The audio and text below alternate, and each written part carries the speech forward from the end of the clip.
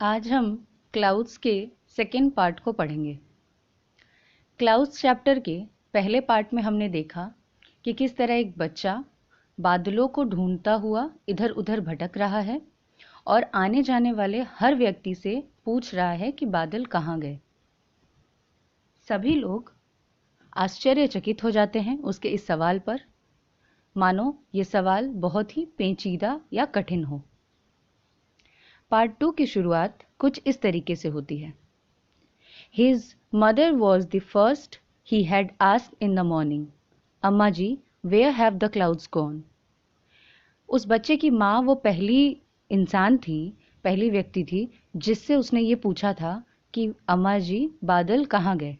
यहाँ पर वो अपनी माँ को अम्मा जी कहकर बुला रहा है। वो अपनी माँ से पूछता है कि अम्मा जी बादल कहाँ गए। Who's gone where? अम्मा जी said, as if he had asked an exceptionally stupid question. उसकी माँ पूछती है कि कौन और कहाँ गए। वो ऐसे एक्सप्रेशन देती है मानो कि बहुत ही मूर्खता भरा सवाल उसके बच्चे ने उससे पूछा हो। तो वो कहती है कि कौन और कहाँ चले गए, क्या पूछ रहे हो तुम। बच्चा जवाब देता है क्लाउड्स, बादल। उसकी माँ कहती है क्या तुम पागल हो गए हो या तुम्हें समझ नहीं कि तुम क्या पूछ रहे हो। जल्दी करो, अपना नाश्ता करो, हाथ पैर धो और स्कूल के लिए निकलो। यानी कि उसकी माँ भी बाकी लोगों की तरह ही रिएक्ट करती है। उसकी माँ भी यही समझती है कि ये कैसा प्रश्न है कि बादल कहाँ गए।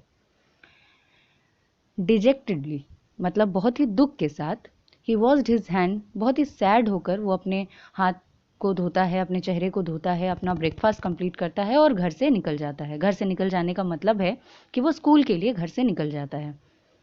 पर ये जो क्वेश्चन था कि बादल कहाँ गए, ये क्वेश्चन अभी भी उसे परेशान कर रहा था।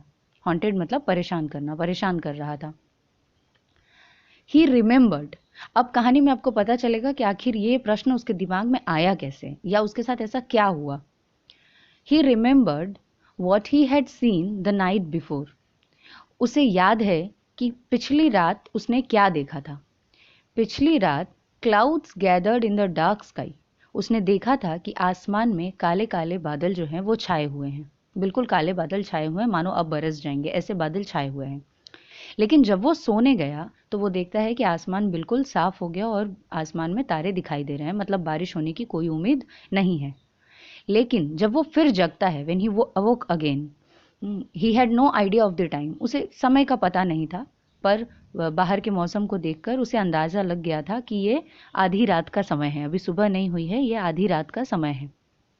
वो आसमान में देखता है, वहाँ पर बादल थे और बादल रंबलिंग कर रहे थे, यानी कि बादल गरज रहे थे। In the occasional flashes of lightning there were dense and black, they were dense and black, और रह रहकर बिजली भी चमक रही थी। और ओकेशनल फ्लैशेस मतलब बिजली, थोड़ी थोड़ी देर पर बिजली भी चमक रही थी, बादल गरज रहे थे, मतलब बारिश होने की पूरी उम्मीद थी। और काले और बिल्कुल काले गहरे बादल आसमान में दिखाई दे रहे थे। It looked as if it will be raining, ऐसा लग रहा था मानो अब बारिश होने वाली है, बिल्कुल अब तुरंत बारिश होने वाली है। Rain will have ruined his sleep, he knew.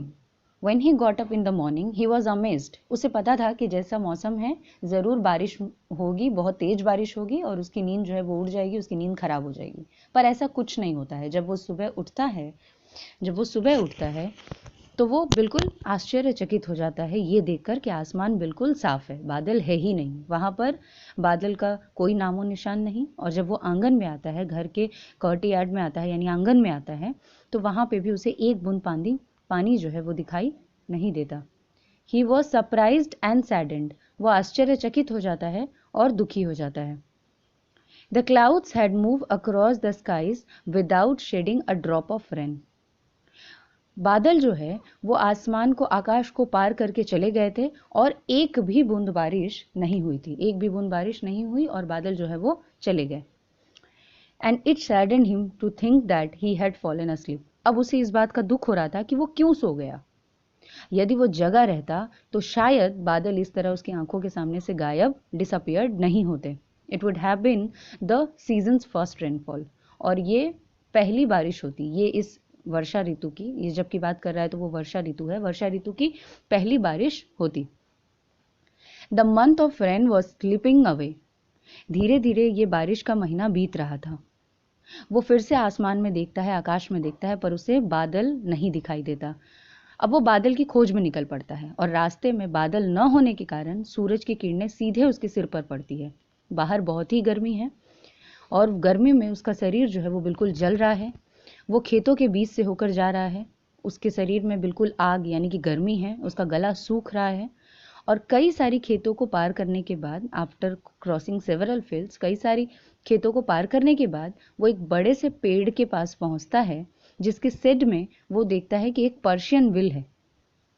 Persian will क्या है? पर्शियन विल एक कह सकते हैं गांव में या खेतों में आप देख सकते हैं, ये एक तरह का विल है जो पानी उठाने के काम में आता है। ये मेनली कुओं के बीच में लगा होता है और इनमें बल्टी या डिब्बे के जैसे लगे होते हैं जो पानी को उठाने में मदद करते हैं। तो उस व्हील के पास वो आता है और ऐसा लगता है मानो it was like he had reached an oasis in the middle of a desert. ऐसा लगता है मानो वो किसी बहुत बड़े मरुस्थल रेगिस्तान के बीच में किसी ओएसिस पे पहुंच गया है। ओएसिस क्या होती है? तो रेगिस्तान के बीच में ऐसी जगह जहां पर थोड़ी पानी मिल जाते हैं, जहां पे थोड़ा पानी मिल जाता है, ऐसी जगह को ओएसिस बोला जाता है। ही reached the shelter of the tree. वो उस पेड़ की छाया में पहुंचता है और splash the cool water from the Persian will on his dusty feet. और उस पर्शियन विल से कुछ पानी निकालकर, थोड़े पानी निकालकर अपने गंदे पैरों पर, डस्टी पैरों पर जो धूल में लिपटे हुए थे उन पर डालता है। Then he washed his hand. उसके बाद वो अपने हाथ धोता है, एंड फेस, चेहरे को धोता है, and drank his feel. Drank his feel मतलब मन भरकर, प्यास बुझाने तक वो पानी को पीता है। मतलब अपनी प्यास बुझाने तक वो उस पानी को पीता है। तो आज पार्ट 2 यहीं पर ख़त्म होता है। पार्ट 3 के लिए आप जुड़े रहें चैनल से, और पार्ट 2 आपको कैसा लगा ये कमेंट में ज़रूर बताएं। Thank you.